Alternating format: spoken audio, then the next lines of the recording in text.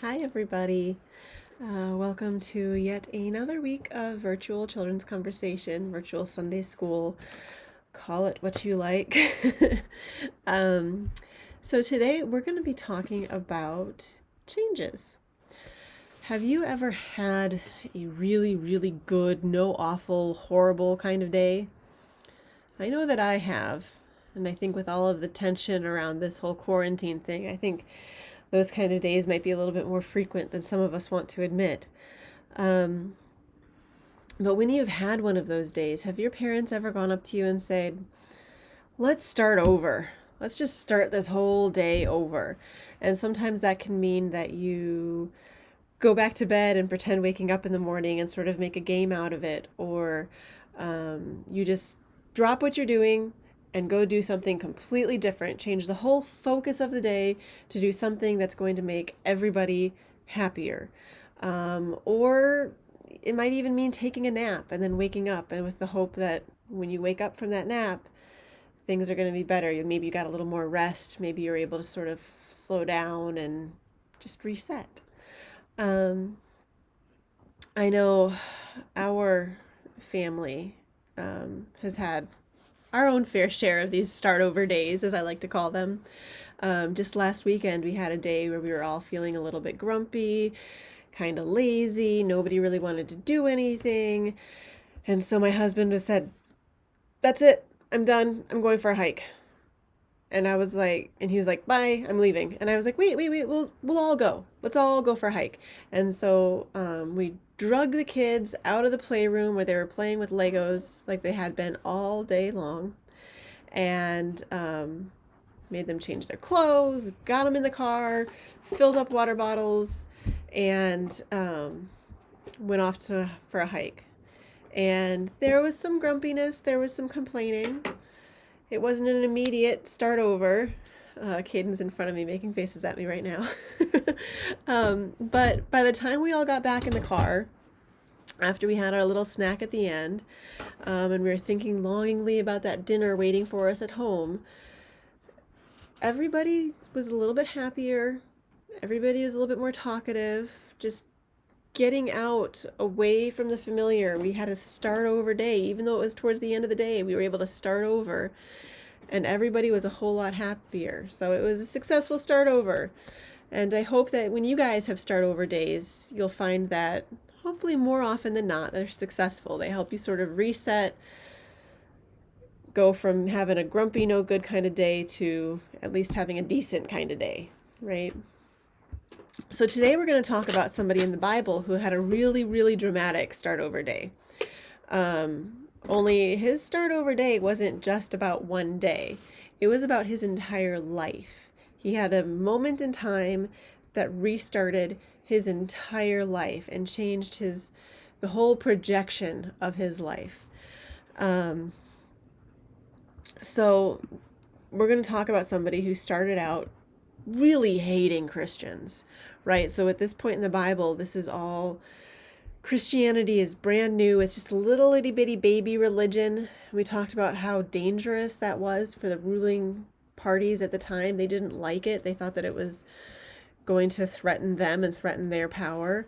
And this guy, who is named Saul, he was part of the old power. He was a Pharisee. He did not like Christians. He thought they should all be in jail so that it would get snuffed out and Christianity would just end like that. And so he was going around purposely finding Christians, going to these communities, trying to figure out who Christians were and putting them in jail. And so we're going to read about his start over moment in our story, but after the start over moment, he became a completely different person. In fact, in a lot of traditions, he goes from being named Saul to being named Paul. And he wrote half of the books in the New Testament. You know how I'm always telling you that books in the New Testament are almost always normal sounding names or they end in Ians? Well, all of those books that end in Ians were written by Paul, the guy that we're talking about that hated Christians. In fact, he's credited with being the author of 13 of the 27 books in the New Testament. That's nearly half of the books in the New Testament, all attributed to this one guy that started out his career trying to put Christians in jail. So that's pretty dramatic. So let's go ahead and hear our story. And in our book, it's called Paul Changes, and it's from Acts 9, 1 through 19. See? Okay. You can see a picture of him. There. All right. So let's see here. There we go. Paul and his friends were on their way to a city called Damascus. Paul had heard there were many followers in Damascus. That means Christians. There were many Christians in Damascus.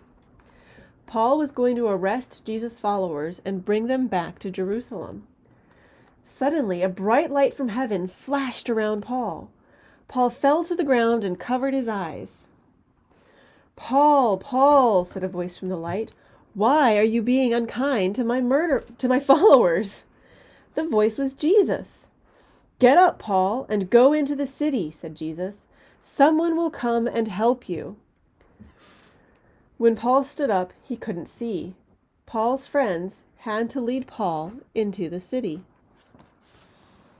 Have you ever looked at a bright light and it hurt your eyes and you sort of saw dots for a little bit? This light was so bright, he couldn't even see, not just dots. Okay, so here we go. A man named Ananias lived in the city. He was a follower of Jesus. One day, Ananias heard the voice of Jesus. "Find the man named Paul," said Jesus. "But Paul is unkind to followers of Jesus," said Ananias. "I am afraid." "I have chosen Paul to tell others about me," said Jesus. "You must go to him." So even though he was afraid, Ananias went to find Paul. Paul was just sitting in a house. He still could not see. "Paul," said Ananias, "Jesus sent me to help you." Then Ananias touched Paul's face. Immediately, Paul was able to see again. Paul was baptized and became a follower of Jesus. Paul began to tell everyone he met about Jesus. Paul had changed. There you go. So Paul really changed, right? He goes from persecuting Christians to being one of the fathers of the early Christian church. It's pretty impressive, huh? So we talked about Paul a little bit before the story. Now I want to change focus a little bit and look at Ananias. He's got a weird name. I actually had to look up how to pronounce it so I didn't sound silly when I was recording this. I want you to take a minute and put yourself in Ananias' shoes, all right? So Ananias is this guy. He's a Christian. He knows who this guy Paul is, Paul or Saul.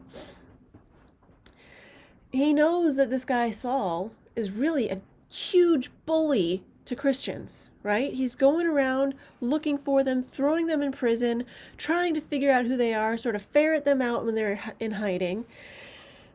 He's not a guy that you want to come across if you're a Christian, much less purposely go and seek out. So I want you to stop and sort of close your eyes and picture this. Have you ever had a bully? Somebody who's really, really, really, really mean to you? Who really picks on you and looks for you to be mean to? Well, now I want you to imagine that someone says to you that this bully who's really, really, really, really, really mean to you, super mean, needs your help. And that you need to go and find your bully and take him home with you to help him. That would be really hard to do, wouldn't it? That would take a lot of courage, right? And a lot of faith or trust. You would have to really believe this person who's telling you, you're going to be okay. They're not going to do anything to you. Even though every instinct in your brain says, this is a bad guy. This is not a nice person. I don't want to be around him. And yet you're telling me I need to go help him and be close in proximity to him? This doesn't seem like a good way for me to keep going on being happy. But that's exactly what Jesus asked Ananias to do. And that's exactly what Ananias did, right? So how brave would Ananias have to have been to be like, this is a scary, scary, scary, scary, scary guy. Like, super scary guy. And I'm going to go help him.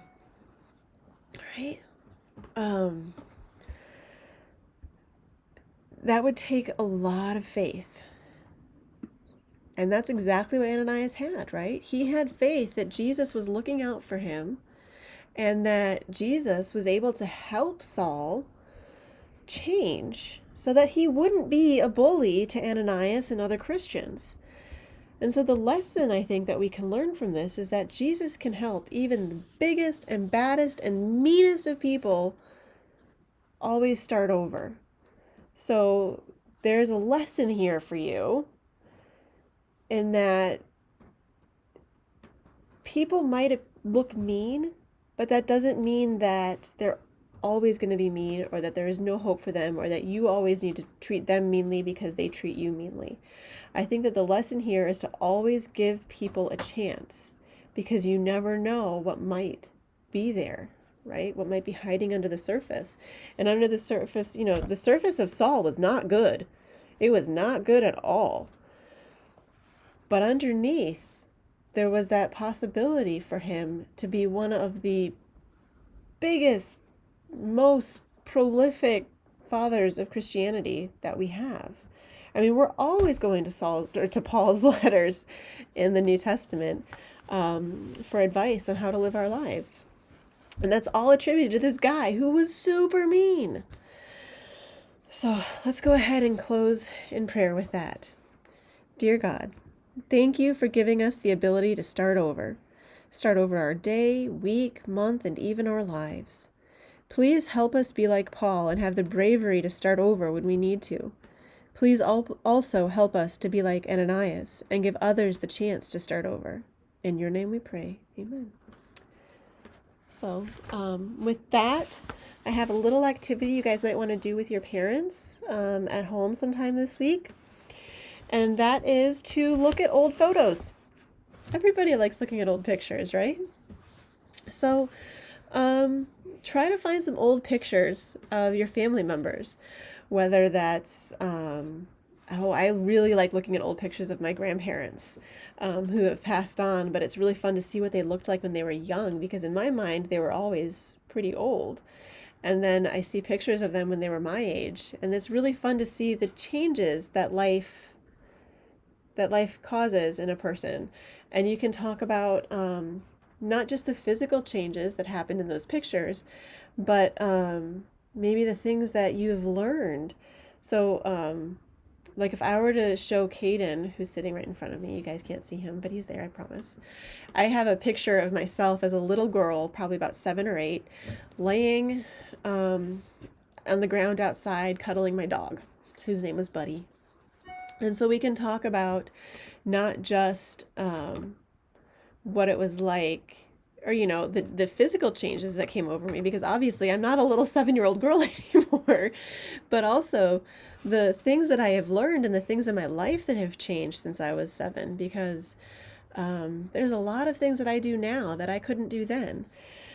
So a lot of new things that I've learned, things that I can do, things that have changed in my mind about how I view the world and that sort of thing. So it's kind of a fun way to start a conversation about changes and how life changes and how people change as they grow in life. And if there are any sort of like big moments that changed someone, I think that would be a really cool story to share with your family. So with that, I'm going to say goodbye. I hope that you all have a wonderful week, and I will see you next week. Bye.